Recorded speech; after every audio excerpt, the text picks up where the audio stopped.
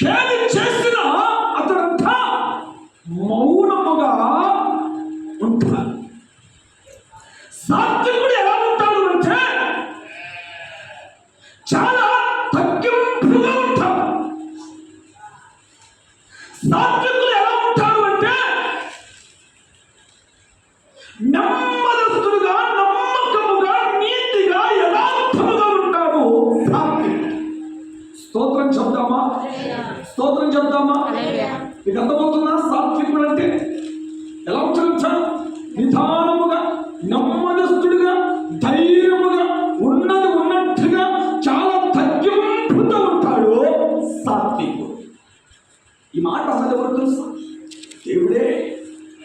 మోషే భూమి మీద ఉన్న అందరికంటే మిక్కిలి సాత్వికుడు. స్తోత్రం చెప్తామా?